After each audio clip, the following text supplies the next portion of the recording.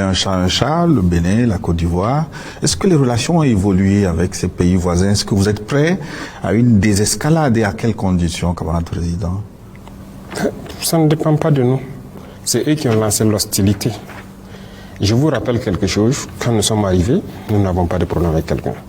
On a communiqué avec tout le monde, on a fréquenté tout le monde et tout. Mais c'est un jour, par exemple, j'étais assis. Le ministre de la Défense me dit que les Ivoiriens ont envoyé une note de retirer tous leurs élèves de nos écoles. L'académie, le PMK, l'ENSO, vous voyez. Mais je dis, mais il y a quoi? Et puis ils retirent tous leurs élèves officiers et sous-officiers et tout. Aucune explication. Il dit, mais préparez donc à la réciprocité pour faire venir nos enfants, parce qu'on ne sait pas qu'est-ce qu'ils ont derrière la tête et qu'ils font cela. Voilà le point de départ. Le premier acte posé par les Ivoiriens. Nous aussi, on a fait rentrer donc nos élèves et on a laissé partir les élèves. Et petit à petit, on a commencé à voir les actes d'hostilité vis-à-vis de nous. Pas de souci. On prend le Bénin et autres. Nous, on n'a pas provoqué quelqu'un. Mais on a tous vu, quand encore ils ont voulu transporter une guerre dans notre région, mais qui était au devant? Le président Ouattara est sorti qu'il va envoyer un bataillon, il a tout préparé et tout. Nous attendons son bataillon toujours. Le président Bénin a dit qu'il faut la force, ils vont faire la force, ils vont faire la guerre. Nous attendons. Nous sommes prêts à faire la guerre aussi. Il n'y a pas de désescalade possible tant que les mentalités sont comme ça. Celui qui cherche, il va trouver. Donc ce n'est pas nous qui avons commencé. Si les gens ne sont pas assez intelligents pour laisser encore les impérialistes venir les dire « tuez-vous entre frères noirs », qu'on y aille. Si c'est la solution pour atteindre l'indépendance, nous sommes prêts. Mais personne ne va nous asservir encore. Nous sommes prêts à cela. Nous nous battons. Nous nous battons déjà. Parce que le terrorisme est une manifestation de l'impérialisme. Donc, ne parlez pas de désescalade tant que la mentalité n'a pas changé. Il y a des gens, chaque mois ou chaque 2 mois, il faut qu'ils courent aller à Paris, aller prendre les ordres. Et revenir pour appliquer. Ils ne sont pas libres. Ils ne sont pas libres. Nous, par contre, personne ne nous dicte ce qu'on doit faire. On gouverne en fonction de nos populations, du besoin de nos populations. Nos populations ont besoin d'eau. On fait tout pour donner l'eau. Ils ont besoin d'avoir l'autosuffisance de manger à leur faim. On fait tout pour cela. Ils ont besoin de sécurité. On se bat pour les donner la sécurité. Ils ont besoin de routes, de développement. C'est ce qu'on se bat pour faire. Mais nous ne partons pas chez quelqu'un, aller prendre des ordres, il faut donner le marché de route à telle entreprise, donne tel truc à telle entreprise ou quoi. Ce sont des esclaves en fait. Et eux, tant qu'ils seront dans cette mentalité, oubliez les désescalades. Au contraire, ça va aller de mal en pis. Tant qu'ils seront dans cet esprit. Voilà ce que je peux dire. Ouais. Tant qu'ils seront dans cet esprit, il n'y aura pas de désescalade. Parole du capitaine Ibrahim Traoré, président du Burkina Faso, président de l'AES, président en exercice de la Confédération AES. Frère, voilà, il a été. Eux là, l'AES là, eux n'ont pas de problème avec quelqu'un. Si tu veux travailler avec l'AES, l'AES est ouvert à travailler avec toi. Mais, il faut respecter l'AES.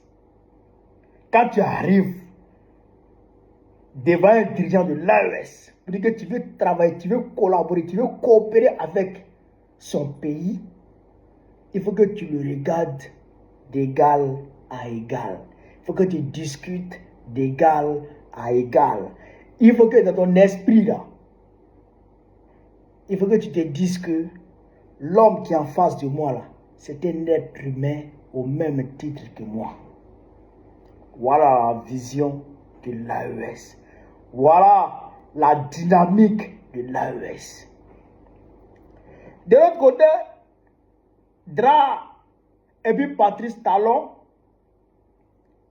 eux ils sont dans l'esprit de la France-Afrique, dans l'esprit de la soumission totale, dans l'esprit des relations de maître à élève, de maître esclave à esclave.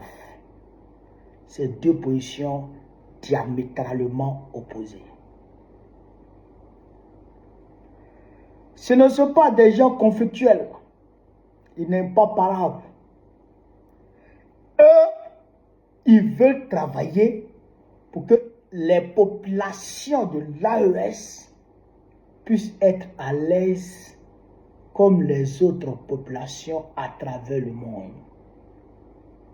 De la manière les Français sont à l'aise là, de la manière les Français ont leur confort là, et ils veulent travailler pour que les populations de l'AES aient le même confort, plus même que pour les Français. De la manière les Qataris bénéficient d'aide sociale là, grâce à leur gaz et à leur pétrole là, ils veulent travailler pour que leur population aussi là ait des aides sociales, pour qu'ils puissent être à l'aise, pour qu'ils se réveillent matin, même s'ils ne travaillent pas, et qu'ils vont voir dans son compte au moins un 300 000, un 500 000 comme aide sociale. Voilà leur objectif, donner du travail à gogo aux populations, à la jeunesse, donner du travail à la population.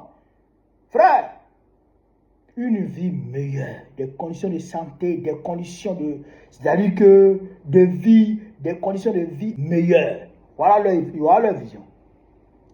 Mais les gens ne sont pas d'accord.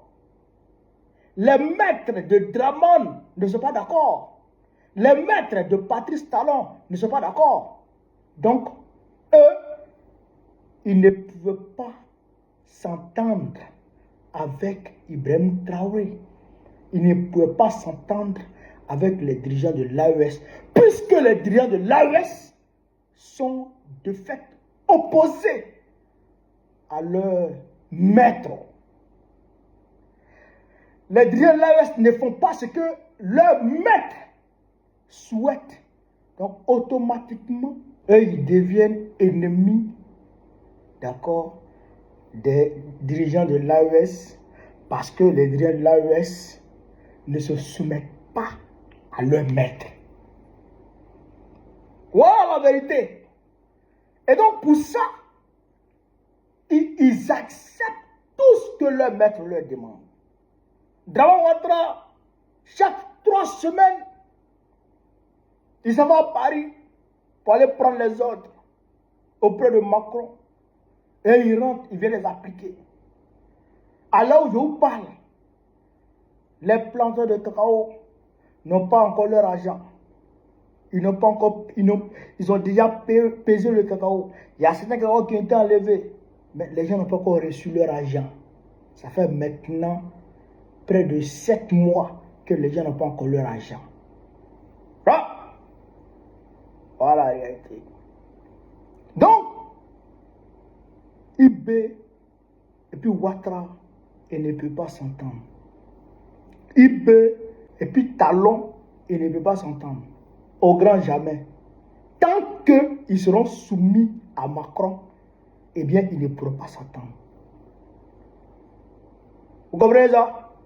Mais nous, population de Côte d'Ivoire, nous, population du Bénin, est-ce qu'on n'a pas notre rôle à jouer dans ce face-à-face? Bien sûr qu'on a notre rôle à jouer. Parce que c'est notre pays. Dans un État, c'est le peuple qui est souverain. Qui ne rêve pas d'un président comme Ibrahim Traoré? Qui ne rêve pas d'un président comme Ibrahim Traoré aujourd'hui? Mais si nous voyons notre chef d'État être un valet de ce valet, un paillasson de ce paillasson de Macron, et qui ne fout rien pour nous, qu'est-ce qu'on doit faire? On doit lui mettre la pression. Soit tu deviens comme Ibrahim Traoré, ou bien tu dégages. Oui. Soit tu deviens comme Ibrahim Traoré, ou bien tu dégages. Regardez aujourd'hui. Le détroit d'Ormuz est fermé. Le problème de carburant à travers le monde est en train de s'annoncer. Nous, Ivoiriens aussi, ça nous inquiète. Nous avons le gisement Baleine. nous avons le gisement Kalao. Nous serons parmi les producteurs de pétrole dans quelques années. Mais on ne peut pas profiter de notre pétrole. On ne peut pas profiter de notre gaz. Pourquoi? Parce que nous n'avons que 10% dans l'exploitation de notre gaz, de gisement baleine et de pétrole, et de baleine et de Kalao. Les entreprises occidentales viennent tout rafler puis vont avec. Or ici, il peut nationaliser beaucoup d'entreprises où on renégocie les contrats, où on nationalise. Vous comprenez ça? Aujourd'hui, le cacao, le secteur du cacao appartient exclusivement au fils de la femme de Draman. Il a fait comme bon lui semble. Il fait renvoyer même les ministres. Le fils de la femme de Draman. Donc, nous avons notre rôle à jouer. Il faut une vraie révolution en Côte d'Ivoire. Il nous faut une vraie révolution. Il faut qu'on se lève. Il faut se lever. Les planteurs aujourd'hui sont en train de se mobiliser, sont en train de s'organiser. Nous ne devons pas rester en marge de la lutte des planteurs. Nous devons les accompagner dans cette lutte. Si les planteurs gagnent, c'est une étape de franchie dans la lutte globale de la Côte d'Ivoire. Si les planteurs gagnent et qu'ils arrivent à faire acheter leur stock restant à 2800, eh bien, c'est une étape de franchie dans la lutte. Après les planteurs, il y a d'autres revendications sociales qui vont s'annoncer. Nous devrons tous faire corps pour accompagner tous les domaines d'activité qui vont se soulever. Il faut les accompagner. Lèvons-nous. Lèvons-nous pour que nous ayons un jour un président comme Ibrahim Traoré. Lèvons-nous. Voilà ce que je voulais vous dire. Sur ce, vive l'Afrique libre. Vive le panafricanisme. Vive tous les peuples panafricains. Vive l'AES. Vive le capitaine Ibrahim Traoré. Vive le général Smith Gota. Vive le général Abdourahmane Tiani. Gbagbo président Biko très prochainement. Inch'Allah. On est ensemble les gars. Merci.